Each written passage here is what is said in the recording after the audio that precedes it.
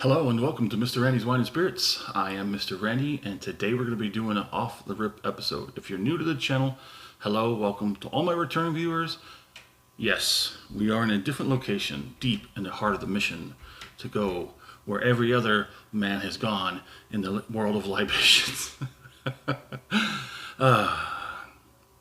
Anywho, today's off-the-rip episode is going to be showcasing Bell's blended Scotch whiskey, established in 1825, 40% alcohol by volume, matured in selected oak cask. Ooh, for a richer flavor. Let me give you a quick look at the backside. It's a tight little small in backside with a big old fat government warning on there. Imported by Diageo. It's a Diageo product. It is 3 years old. Okay. Crack it open. So we finally got into our next forever home, or it's our permanent address, our permanent residency. Bell's Blended. This was an unexpected pickup. They did not have something else that I was after at Specs. Trying to give you a little more proper look. It's a light, I don't even have my we're not going to get into that. Anyway, Mr. Randy is a 3-part series. First part is off the rip. Get it home, crack it open, have my first pour, share my first expression. You know what I'm saying. Share my first impressions with you. Halfway down, roughly about 2 weeks later, a week later, it'll probably sit here for about 2 weeks. I'll let it off gas, open up if it will. I'll go online. We'll find out whatever we can about it. Come back. We'll talk about it. I'll score it, and we'll continue to drink it because part 3 is called the final pour. Thusly, so it'll be a final pour just like today's first pour off the rip, and we're compared to everything in between. Finally got a moment to just kind of throw this up and crack open a bottle. It's been a few days. On the nose, I'm definitely getting it's a little dusty. It's a little dusty. I don't know how things could get so dusty on that bottom shelf. But they tend to get pretty dusty on that bottom shelf. Anywho, I don't know. This is I've never seen this before. I didn't see it till I walked in the store. This was on sale. I think I did get it for about $15 out the door. I'm very close to getting to that uppermost echelon of VIP, spending thousands of dollars on alcohol. On the nose, it's very much like a very light, inexpensive blended Scotch. How bad can it be? I mean, it's been going since 1825. Let's go ahead and get that acclamation palating out of the way.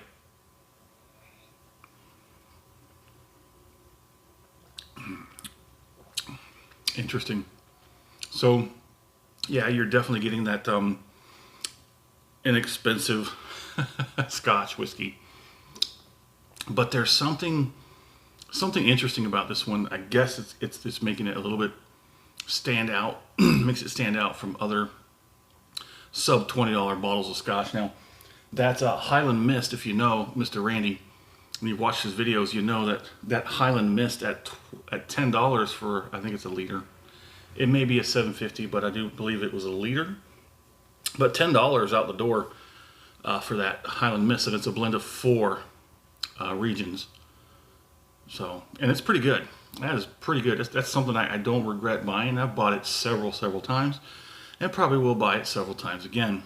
That's probably something that I could buy if you're taking it to some unsophisticated swine that you call friends, and they'll suck down any kind of alcohol you put in front of them. Yeah, we'll definitely go with a sub $20 bottle for sure, unless it's a very special occasion and you want to be kind to. Let's go ahead and get one more on there.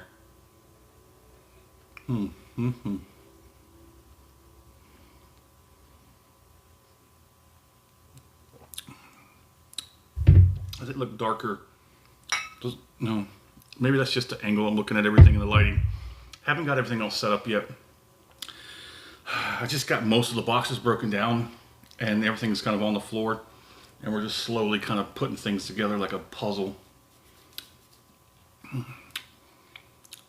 So in these cheap Scotch, you're going to be expecting this really nasty kind of sour, sweet candy, artificial flavored aftertaste. And I'm not really getting that. I'm getting some unusual flavor characters in this one. I was kind of iffy, and I kept passing it, and I'm like, I was looking for one particular bottle, and I couldn't find it, and they said they had it online. It was at the store. Employees looked for it, but they said they couldn't find it. So I kept passing this. I'm like, man, I need another bottle. I got, my 3 bottle.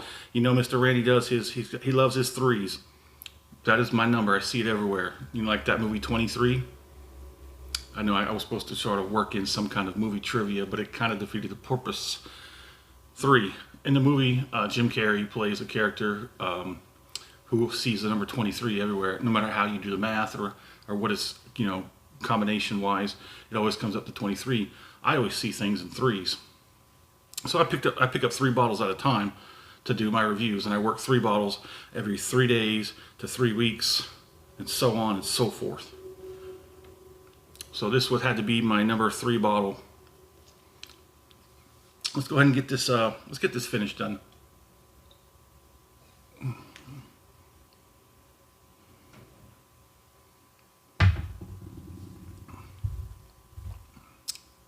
I know there was this glass. I probably need to strip it. I've used it quite a bit during our transitions and hotel to hotel, and it's kind of hard to keep a good a rhythm and pace that I was used to, and keeping things up to a certain standard. So it's about time to get that thing stripped and cleaned. So you're not going to be able to see the viscosity. I'm definitely going to have that done for the full review. On the finish, it's a pretty decent finish. I mean, the nose is very light. The palate is kind of unusual. There's some things in there I haven't quite experienced just yet, but the finish is where it's at on this one. Just for the off the rip, anyways. It's quite moderately long. I'm getting some cheeks, some back end, a little across the top of the tongue. Not so much on the tip or the sides. The gums are meh. The lips are just a little bit more than the gums. But mostly cheeks, top of the tongue, and the back end. There's some good warmth starting to build up. I'd say probably a solid 2 on the back end. Probably like a 1 off top of the tongue. And like maybe a little over a 1, but not quite a 2 on the cheeks. And it's got like, it's there. The heat, that little bit, that warmth is like hanging around in the back there. And the effects are lingering as well. The flavor is just now subsiding. So it's got a moderately long finish as far as flavor goes. And like I said, there's some unusual flavor characters. Well, I say they're unusual, but they're unusual to me. If you liked the video, go ahead and hit that thumbs up button. If you're not subscribed to the channel, go ahead and do that right while you're hitting that. Go ahead and hit the subscribe button. That way, as soon as this video gets uploaded, it's going to come right to you. Never miss a video, because you just might miss something that might make you chuckle. I mean, that's worth the watch. It's worth 10 minutes of your time, isn't it? Isn't it? Well, still got a little bit of warmth. Probably about a 1 now on the back end. But hey, there it is. Do me a favor. In the comment section, tell me where you're at. What are you drinking? What's going on in the world of libations around you? Have you heard of Bell's? Have you had it? If you have, hit me up in the comment section. Let's talk about it. And as always, thanks for stopping by here at Mr. Randy's Wine and Spirits. I think it'll be a pretty decent one.